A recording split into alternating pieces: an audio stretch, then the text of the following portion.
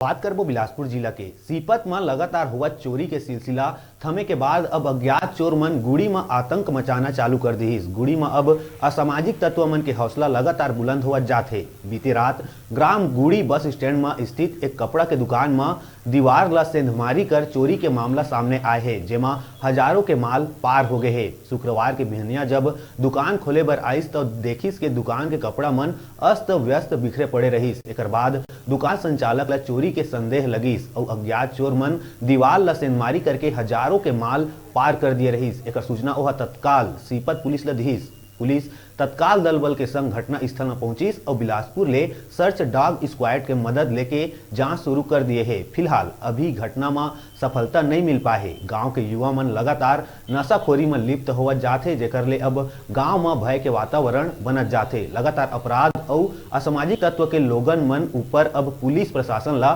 कड़ा कदम उठात हुए अंकुश लगाए के जरूरत है।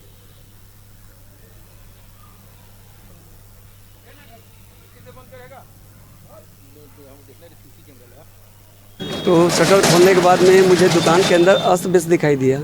अस्त व्यस्त दिखाई देने के बाद में समझ में नहीं आया कि ऐसा कैसा हो गया करके, कुछ जानवर वानवर थोड़ी घुसा करके। उसके बाद में मैंने अंदर हल्का से देखा तो कपड़ा अस्त व्यस्त थी और शटर के किनारे से क्रेक में कटा हुआ दिखाई दिया, सेंध मारी जिसको। और उसके बाद क्या किया आपने? उसके बाद मैंने चाचा जी को आवाज़ दिया और सरपंच साहब को, और कोटवार को बुलाने के बाद में हम लोग थाना गए।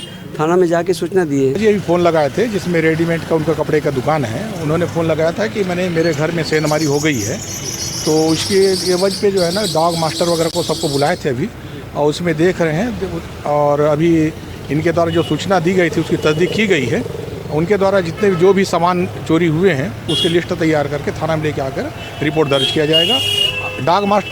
डॉग जो लाया गया था वो अभी बस्ती की ओर मैंने उसका मूवमेंट है, तो इससे ये जाहिर होता है कि मैंने कुछ अज्ञात तत्व लोगों के द्वारा जो है ना उक्त